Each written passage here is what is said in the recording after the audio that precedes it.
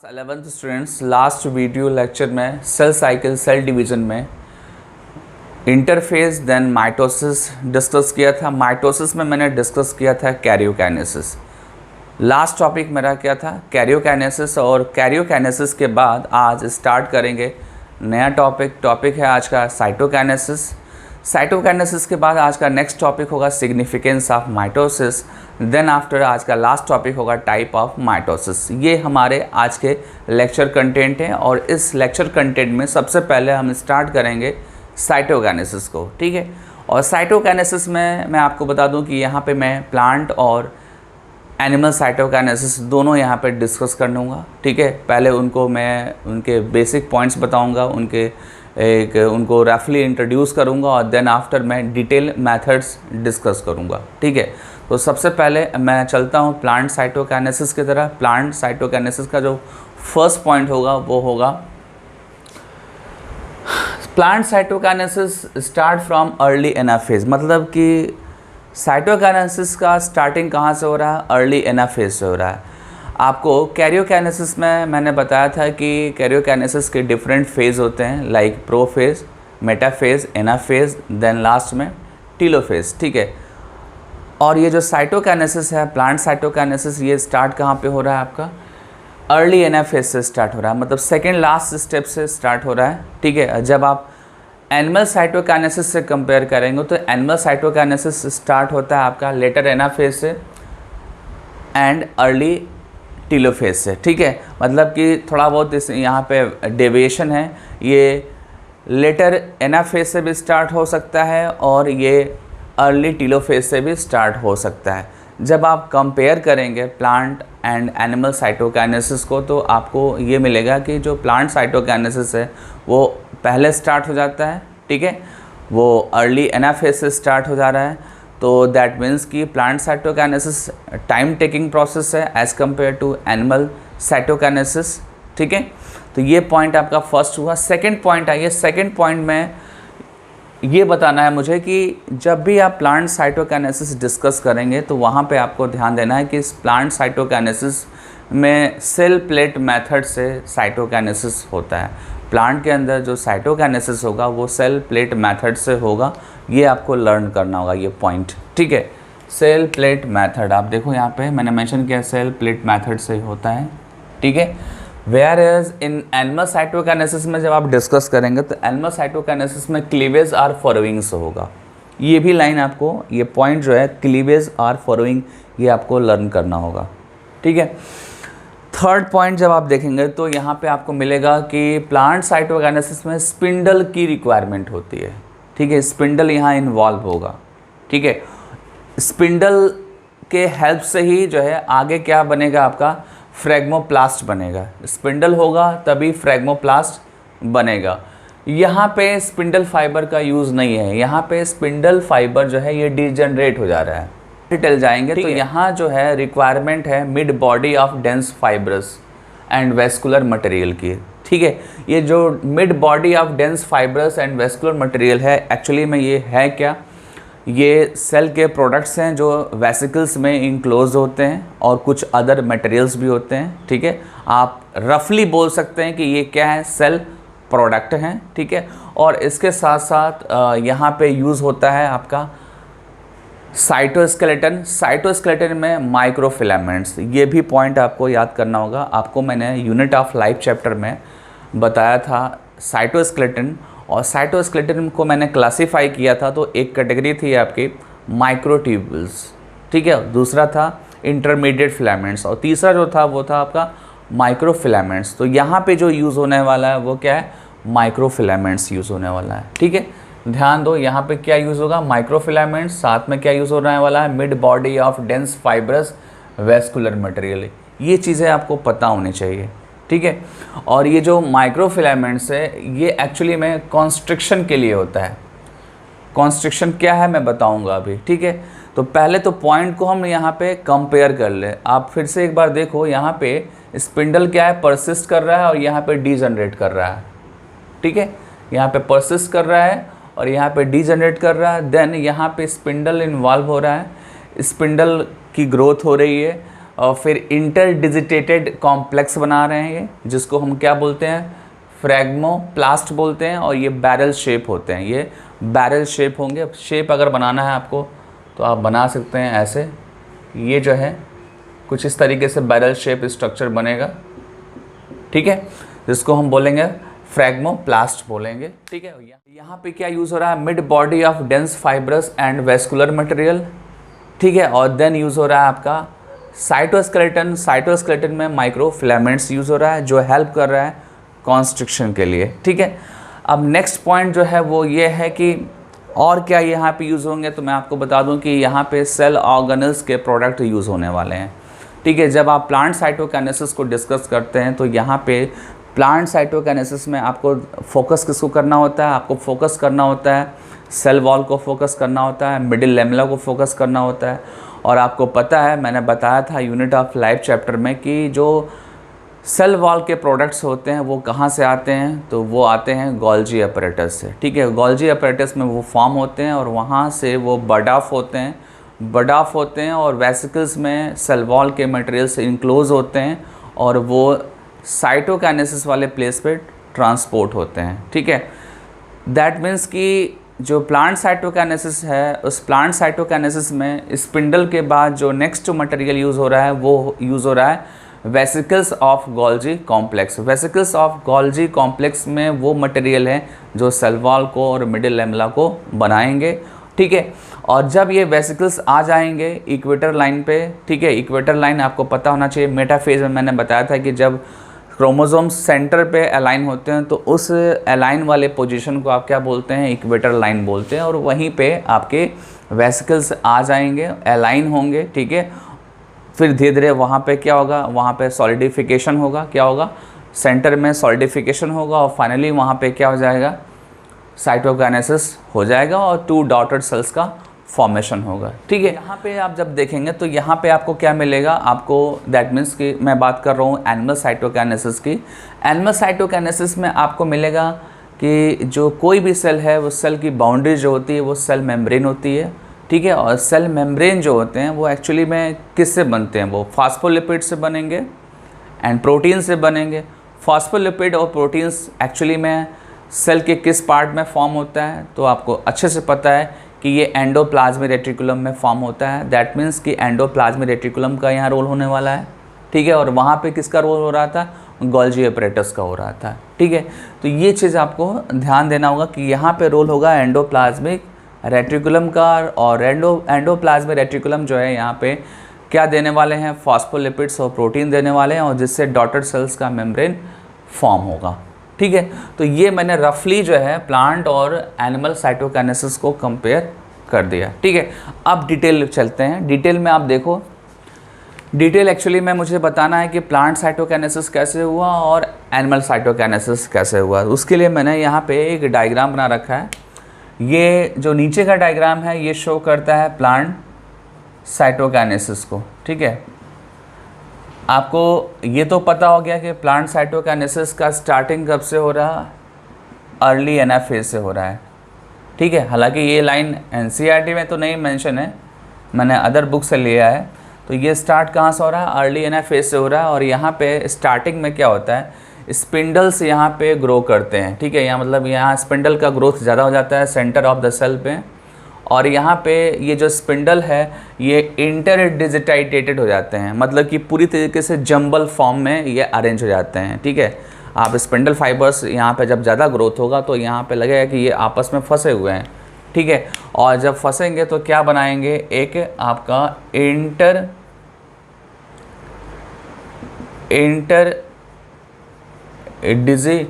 Complex बनाएंगे। ये क्या बनाएंगे, इंटरडिजिटेटेड कॉम्प्लेक्स बनाएंगे। और ये जो कॉम्प्लेक्स होगा इसको आप क्या बोलेंगे, आप इसको बोलेंगे, यहाँ पे नोट करते हैं हम, इसको बोलेंगे फ्रैग्मोप्लास्ट। क्या बोलेंगे, फ्रैग्मोप्लास्ट, ठीक है। ये जो फ्रैग्मोप्लास्ट है किसके हेल्प से बन रहा है, स्पिंडल फाइबर के हेल्प से बन रहा है। कहाँ पे बन रहा है, सेंटर में बन रहा है, ठीक है। और स्पिंडल फाइबर यहाँ पे ग्रो ज़्यादा कर रहे हैं और तभी ये कॉम्प्लेक्स के फॉर्म में डेवलप हो रहा है।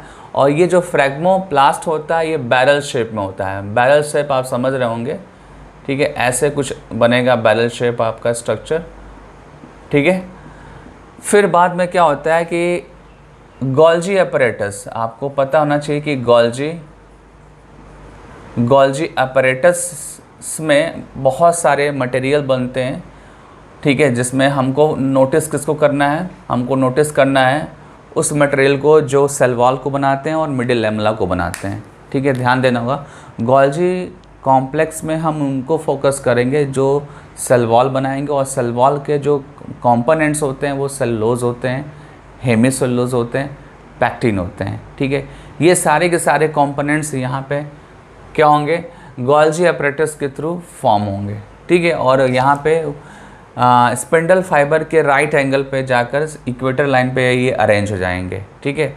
और जब ये अरेंज होंगे तो ये बनाएंगे सेल प्लेट। क्या बनाएंगे, सेल प्लेट। और सेल प्लेट कैसे बनेगा, स्टार्ट होगा वो सेंटर से स्टार्ट होगा और पेरिफेरल साइड में मूव करेगा, ठीक है। मतलब यहाँ पे जो पार्टीशन हो रहा है सेल प्लेट के थ्रू वो सेंट्रीफ्यूगली हो रहा है। कैसा हो रहा है पार्टीशन, सेंट्रीफ्यूगली हो रहा है। यहाँ पे पार्टीशन सेंटर से स्टार्ट हो रहा है और पेरिफेरल साइड में मूव कर रहा है, ठीक है, टुवर्ड द पेरिफेरल साइड, ठीक है। और फाइनली आपको मिलेगा क्या कि कुछ टाइम के बाद 2 डॉटर सेल्स का फॉर्मेशन हो जाएगा, ठीक है।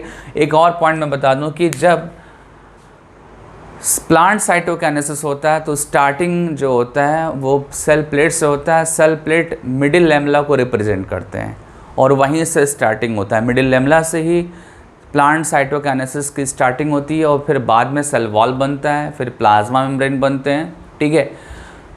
इस तरीके से प्लांट साइटोकाइनेसिस कंप्लीट होता है, ठीक है।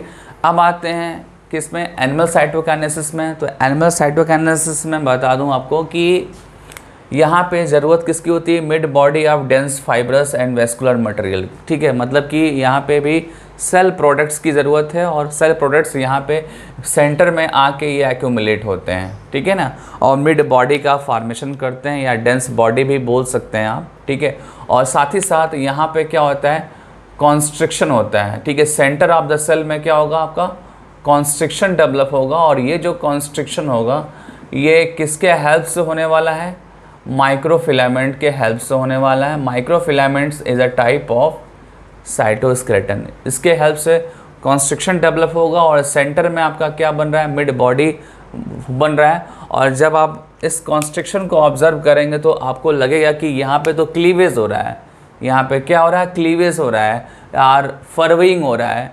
और इसी वजह से जब आप एनिमल साइटोकाइनेसिस डिस्कस करते हैं तो आप बोलते हैं कि यहाँ पे साइटोकाइनेसिस का जो मेथड है वो क्लीवेज के थ्रू है, ठीक है, फरविंग के थ्रू है। और क्लीवेज और फरविंग इसलिए हो रहा है क्योंकि माइक्रोफिलामेंट्स यहाँ पे इन्वॉल्व हो रहा है, ठीक है। माइक्रोफिलामेंट्स जो है सेंटर में एक कॉन्स्ट्रिक्शन डेवलप होता है, करता है, और ये कॉन्स्ट्रिक्शन जो है पेरिफेरल से सेंटर साइड में होता है, पेरिफेरल से सेंटर साइड में होगा। आप देखो यहाँ पे मैंने लिखा है कि ये जो क्लीवेज हो रहा है या कॉन्स्ट्रिक्शन जो हो रहा है वो सेंट्रीपिटली हो रहा है। सेंट्रीपिटली मीन्स कि पेरिफेरल्स टू सेंटर साइड, ठीक है, पेरिफेरल से स्टार्ट होगा, मतलब कि ये बाहर से स्टार्ट होगा और सेंटर की तरफ जाएगा ये, ठीक है। और यहाँ पे ये जो मटेरियल सेंटर में आ रहे हैं, ठीक है, और बाद में ये एक्यूमुलेट कर रहे हैं। एक्यूमुलेट करने के बाद यहाँ पे फाइनली क्या होगा, सेल मेम्ब्रेन का फॉर्मेशन होगा। और सेल मेम्ब्रेन्स के जो प्रोडक्ट होते हैं वो एक्चुअली में कहाँ से आते हैं, वो आते हैं एंडोप्लाज्मिक रेटिकुलम से आते हैं। और क्या आएंगे एक्चुअली में, फास्फोलिपिड्स आएंगे, प्रोटीन्स आएंगे, और यही क्या बनाएंगे, न्यू सेल मेम्ब्रेन का फॉर्मेशन करेंगे, ठीक है। तो ये आपका मैंने डिस्कस कर लिया प्लांट एंड एनिमल साइटोकाइनेसिस, ठीक है।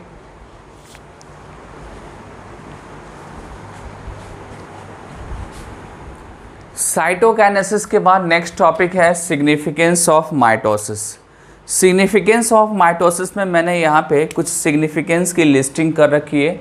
फर्स्ट जो सिग्निफिकेंस है वो है maintenance of cell size, second significance है growth, third maintenance of chromosomal level, fourth repair, fifth number पे हीलिंग एंड रिजनरेशन, सिक्स जो है सिग्निफिकेंस रिप्रोडक्शन, और लास्ट जो होगा वो होगा evidence of basic relationship of organisms. ठीक है, तो ये क्या है, कुछ सिग्निफिकेंस है जिसको वन बाय वन मैं डिस्कस करूँगा। ठीक है, फर्स्ट जो सिग्निफिकेंस है वो है मेंटेनेंस ऑफ सेल साइज। ठीक है, तो आप इसको ऐसे समझ सकते हैं कि कोई भी सेल जिसके अंदर माइटोसिस हो रहा है, ठीक है, वो कैपेबल है अपने सेल के साइज़ को मेंटेन करने के लिए, सेल साइज़ को वो मेंटेन करने के लिए कैपेबल है। ठीक है, और आपको पता है कि जब भी सेल साइकिल को आप स्टडी करते हैं तो उसके दो फेज़ होते हैं। फर्स्ट जो फेज़ होता है वो होता है इंटरफेज़, ठीक है, और देन सेकेंड जो फेज़ होता है एम फेज़। एम फेज़ यहाँ पे क्या है, आपका माइटोसिस है।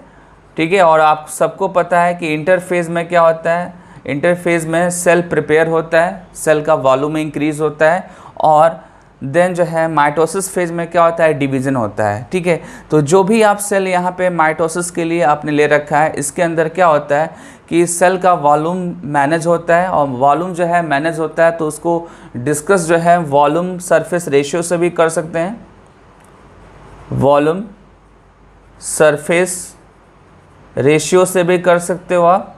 ठीक है, और देन जो है न्यूक्लियोसाइटोप्लाज्मिक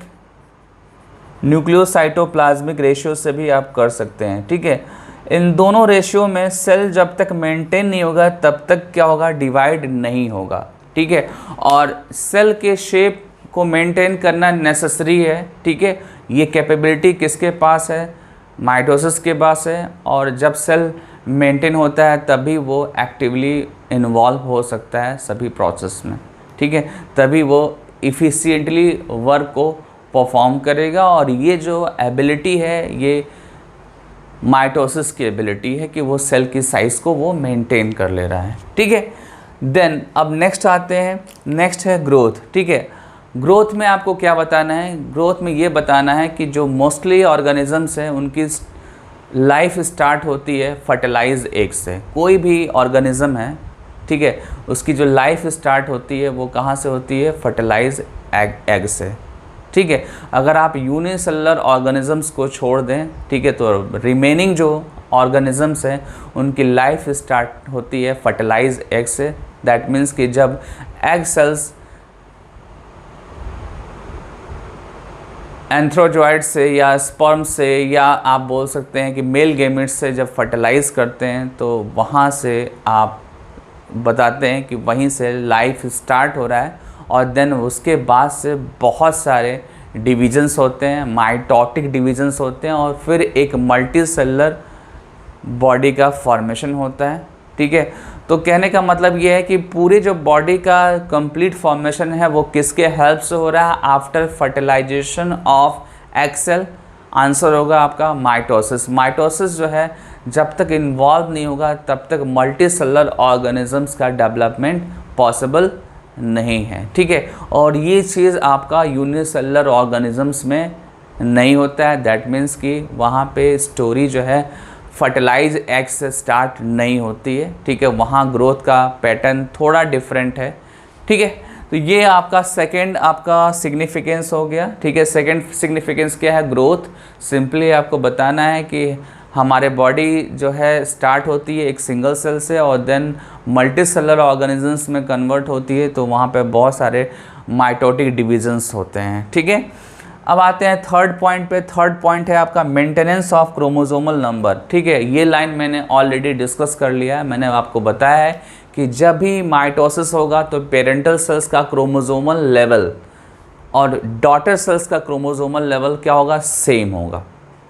ठीक है, और इसीलिए माइटोसिस को बोलते हैं क्या, आप इक्वेशनल डिवीज़न बोलते हैं। ठीक है, जब आप एनिमल में डिस्कशन करते हैं तो एनिमल में daughter cells and parental cells diploid form में होंगे, और जब आप प्लांट में डिस्कस करते हैं तो daughter cells and parental cells जो हैं diploid as well as haploid दोनों फॉर्म में होंगे, बट दोनों का क्रोमोसोमल लेवल इक्वल होगा।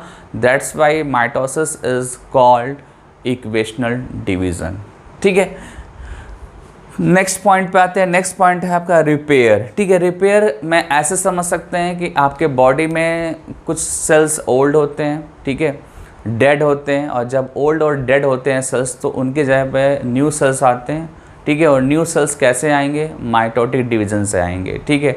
और इसको क्या बोलेंगे आप, इसको रिपेयर बोलेंगे, क्योंकि न्यू सेल्स रिप्लेस कर रहा है ओल्ड सेल्स को या डेड सेल्स को, तो यहाँ पे रिपेयरिंग हो रही है। क्या हो रही है, रिपेयरिंग हो रहे हैं। और न्यू सेल्स कैसे फॉर्म होंगे, with the help of mitotic division, with the help of mitotic division, ठीक है। अब आते हैं नेक्स्ट है हीलिंग एंड रीजनरेशन। जैसे आपको पता है कि बॉडी में हमारे बहुत सारे इंजरीज़ कभी कभी हो जाते हैं, ठीक है। वहाँ पे नए सेल्स का रिक्वायरमेंट होता है, तो न्यू जो सेल्स होंगे वो कैसे आएंगे, वहाँ पे कैसे रीजनरेट करेंगे, तो उसका आंसर होगा माइटोसिस। माइटोसिस के थ्रू जो है जो भी सेल्स एग्जिस्टिंग है वो डिवाइड करेगा और वहाँ पे न्यू सेल्स फॉर्म होंगे, देन हीलिंग होगी और फिर आप बोलेंगे कि रीजनरेशन वहाँ पे हो रहा है, ठीक है। देन अब आते हैं रिप्रोडक्शन। तो रिप्रोडक्शन में आपको बताना होगा रिप्रोडक्शन में माइटोसिस कब इन्वॉल्व होगा, पर्टिकुलर कंडीशंस में इन्वॉल्व होगा। और ये कंडीशन क्या है आपका, यूनिसेलुलर ऑर्गेनिजम्स में, ठीक है। यूनिसेलुलर ऑर्गेनिजम्स में एसेक्सुअल रिप्रोडक्शन जब होता है तो वहाँ पे माइटोसिस होता है, ठीक है। ये रिस्ट्रिक्टेड है लाइन, इसको ध्यान देना होगा। जब मैंने आपको बताया कि रिप्रोडक्शन जो है यूनिसेलुलर ऑर्गेनिजम्स में एसेक्सुअली होता है, तो वहाँ पे मोड ऑफ डिवीजन जो होता है वो माइटोटिक होता है। ये आपको लर्न करना होगा एज इट इज़, ठीक है।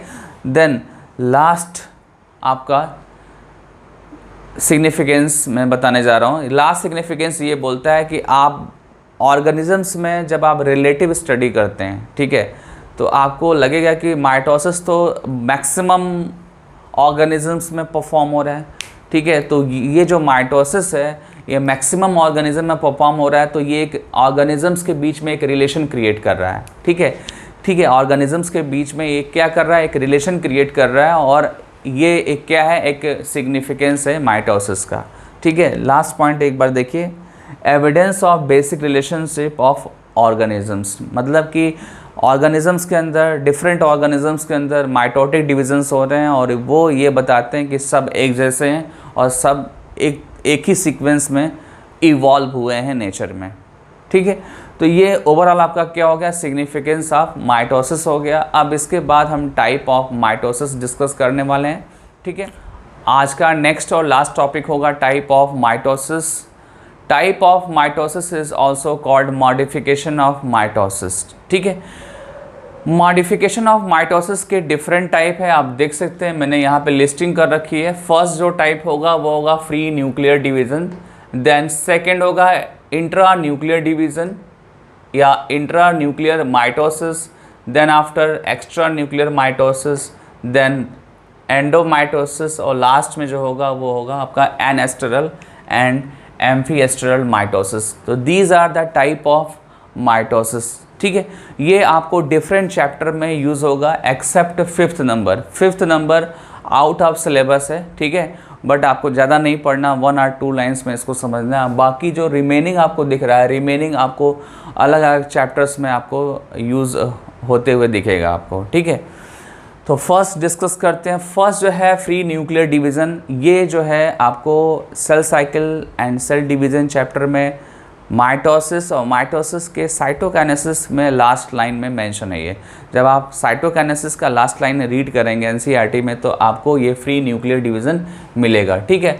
और ये जो फ्री न्यूक्लियर डिवीज़न है एक्चुअली में ये कहाँ पे होता है, कोकोनट में होता है, कोकोनट के एंडोस्पर्म में होता है, ठीक है। जब आप कोकोनट का लिक्विड एंडोस्पर्म डिस्कस करते हैं, आपको पता होना चाहिए कि कोकोनट में सेलुलर एंडोस्पर्म भी होता है और लिक्विड एंडोस्पर्म दोनों होते हैं, ठीक है। तो जो आपका लिक्विड एंडोस्पर्म है वहाँ पे फ्री न्यूक्लियर डिवीज़न होता है। वहाँ एक्चुअली क्या होता है कि न्यूक्लियस बार बार डिवाइड होता है बट साइटोप्लाज्म डिवाइड नहीं होता है। दैट मीन्स कि कैरियोकाइनेसिस मेनी टाइम्स होगा बट साइटोकाइनेसिस नहीं होगा, ठीक है। और इस टाइप के डिवीज़न से होता क्या है कि नंबर ऑफ़ न्यूक्लियस इंक्रीज हो जाते हैं, नंबर ऑफ़ न्यूक्लियस एक कॉमन इन्वायरमेंट्स में इंक्रीज हो जाएंगे और इस तरह के न्यूक्लियस के डिवीज़न को आप क्या बोलते हैं, सिंसिटम बोलते हैं। क्या बोलेंगे आप, सिंसिटम। सिंसिटम एक्चुअली में क्या है, ये मल्टी सेलुलर न्यूक्लियस के डेवलपमेंट का एक तरीका है, एक मेथड है ये, ठीक है, जिसमें कैरियोकाइनेसिस मेनी टाइम्स होगा बट साइटोकाइनेसिस नहीं होगा, ठीक है।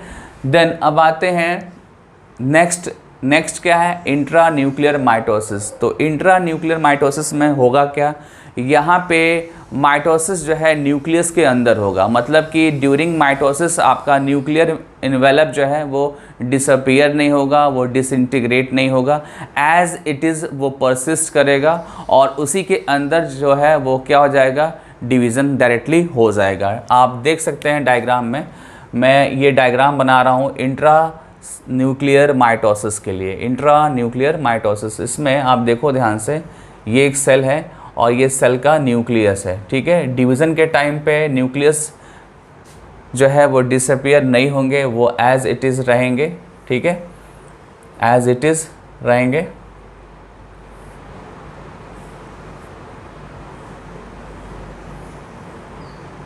ठीक है, आप देख रहे हो कि ये क्या है, आपका न्यूक्लियस है और न्यूक्लियस एज इट इज़ है। वनली क्या चेंज हो रहा है, शेप चेंज हो रहा है, ठीक है। कुछ टाइम के बाद क्या होगा, ये डॉटेड सेल्स बना लेंगे और डॉटेड सेल्स के अंदर ये न्यूक्लियस के पार्ट डिस्ट्रीब्यूट हो जाएंगे, इक्वली डिस्ट्रीब्यूट हो जाएंगे, ठीक है। तो सिंपली आप यहाँ पर देख रहे हैं कि यहाँ कॉन्स्ट्रिक्शन डेवलप हो रहा है और न्यूक्लियस के दो पार्ट हो जा रहे हैं। फर्स्ट जो पार्ट है वो डॉटेड सेल्स में जा रहा है, सेकेंड भी डॉटेड सेल्स में जा रहा है, ठीक है। और यहाँ पे आपका न्यूक्लियर मेम्ब्रेन जो है वो डिसइंटीग्रेट नहीं करेगा, ठीक है। यहाँ पे डिसअपीयरेंस या डिसइंटीग्रेशन ऑफ न्यूक्लियर मेम्ब्रेन नहीं होने वाला है, ठीक है। एज इट इज़ आपका न्यूक्लियर मेम्ब्रेन होगा, ठीक है। अब आते हैं नेक्स्ट आपका पॉइंट है एक्स्ट्रा न्यूक्लियर डिवीज़न, जो मैंने आपको प्रीवियस वीडियो लेक्चर में डिस्कस किया है। आपने देखा था कि प्रीवियस वीडियो लेक्चर में जैसे ही कैरियोकाइनेसिस में प्रोफेज स्टार्ट होता है तो वहाँ पे न्यूक्लियर मेम्ब्रेन जो है वो डिसअपीयर और डिसइंटीग्रेट होना स्टार्ट कर देता है, ठीक है। मेटाफेज आते आते क्या होता है, फाइनली न्यूक्लियर मेम्ब्रेन और न्यूक्लियर इन्वेलप क्या होता है, डिसअपीयर हो जाता है। क्या हो जाएगा, डिसअपीयर हो जाएगा। और ऐसा जो माइटोसिस होगा उसको आप क्या बोलेंगे, एक्स्ट्रा न्यूक्लियर माइटोसिस। क्या बोलेंगे आप, एक्स्ट्रा न्यूक्लियर माइटोसिस बोलेंगे आप, ठीक है। तो ये आपका थर्ड कंप्लीट हो गया। फोर्थ आते हैं, फोर्थ है आपका एंडोमाइटोसिस। एंडोमाइटोसिस में आपको सिंपली ये बताना है कि जब डिवीज़न होता है तो उस टाइम वनली क्या होता है, डीएनए कंटेंट इंक्रीज होता है और सेट ऑफ क्रोमोसोम्स मल्टीप्लाई करते हैं, सेट ऑफ क्रोमोसोम्स मल्टीप्लाई करते हैं या डीएनए कंटेंट मल्टीप्लाई करेंगे। और ये सब कहाँ होगा, इंटरफेज में होगा, इंटरफेज के एस फेज में होगा, ठीक है। और इसी से क्या होता है, एक सिंगल सेल के अंदर बहुत सारे क्रोमोसोम्स आ जाते हैं, बहुत सारे क्रोमोसोम्स आ जाते हैं, जिसको आप बोलते हैं पॉलीपोलाइडी कंडीशंस। एक बार फिर से रिपीट कर रहा हूँ, किसी भी सेल में जब इंटरफेज स्टेज आता है तो इंटरफेज स्टेज में क्या होता है, क्रोमोसोम का अमाउंट, दैट मीन्स कि डीएनए कंटेंट इंक्रीज करता है, वो मल्टीपल टाइम्स इंक्रीज हो जाते हैं और एक सेल के अंदर सेट ऑफ क्रोमोसोम्स जो है वो जस्ट डबल ट्रिपल और ऐसे मल्टीपल फॉर्म में ये हो जाते हैं। और इस कंडीशन को आप बोलते हैं पॉलीपोलाइडी कंडीशन। और ऐसा जब भी माइटोसिस होगा तो आप उसको क्या बोलेंगे, एंडोमाइटोसिस बोलेंगे, ठीक है। तो ये जो आपको एंडोमाइटोसिस है ये एक्चुअली में कहाँ पे आपको देखने को मिलेगा, प्लांट्स में देखने को मिलेगा आपको, ठीक है ना, ध्यान देना होगा। ये कहाँ मिलेगा आपको, प्लांट्स में देखने को मिलेगा। प्लांट के साथ साथ ये आपको लीवर सेल्स में भी मिलेंगे, प्लांट के साथ साथ ये कहाँ मिलेंगे आपको, लीवर सेल्स में मिलेंगे, ठीक है। नेक्स्ट आते हैं, नेक्स्ट है आपका एनेस्ट्रल एंड एम्फीएस्ट्रल माइटोसिस। तो इसमें सबसे पहले ये जानना है कि सेंट्रियोल्स एंड एस्टर्स, ठीक है। एस्टर्स आपको नहीं पता होगा तो पहले मैं एस्टर्स बता देता हूँ, ठीक है। सेंट्रियोल्स से जो पेरिफेरल साइड्स में फाइबर लाइक स्ट्रक्चर्स बनते हैं, ये एक्चुअली में क्या होते हैं, ये एक्चुअली में होते हैं एस्ट्रल रेज। ये क्या होते हैं, एस्ट्रल रेज होते हैं ये, ठीक है ना। सेंट्रियोल से जो पेरिफेरल साइड में जो ये रेज दिख रहे हैं ये एक्चुअली में क्या होते हैं, एस्ट्रल रेज होते हैं, ठीक है। और एस्ट्रल रेज सेंट्रियोल्स के साथ ही बनते हैं, सेंट्रियोल्स के साथ बनेंगे। एस्ट्रल रेज और सेंट्रियोल्स का प्रेजेंस जो है वो एम्फीएस्ट्रल माइटोसिस में आपको मिलेगा। और एम्फीएस्ट्रल माइटोसिस किस में होता है, एनिमल सेल्स में होता है, ठीक है। और एनेस्ट्रल माइटोसिस कहाँ पे होगा, प्लांट में होगा, जिसमें ना एस्ट्रल रेज नहीं होगा और ना ही सेंट्रियोल्स होगा, ठीक है। मैं एक बार फिर से रिपीट कर दूं कि जो एनेस्ट्रल माइटोसिस है उसमें एस्टर्स एब्सेंट होगा, सेंट्रियोल्स भी एब्सेंट होंगे, और इस टाइप के माइटोसिस को आप बोलेंगे एनेस्ट्रल माइटोसिस। ठीक है, तो ये आपका टॉपिक फिनिश हो गया टाइप ऑफ माइटोसिस। अब इसके बाद जो नेक्स्ट टॉपिक होगा वो होगा मियोसिस का, और मियोसिस एक कॉम्प्लेक्स और बिग टॉपिक है। ठीक है, मतलब थोड़ा टाइम टेकिंग है, ये 2 और 3 लेक्चर्स में आपका ये चैप्टर फिनिश होगा। ठीक है, ओके स्टूडेंट्स, बाय, मिलते हैं नेक्स्ट टॉपिक में।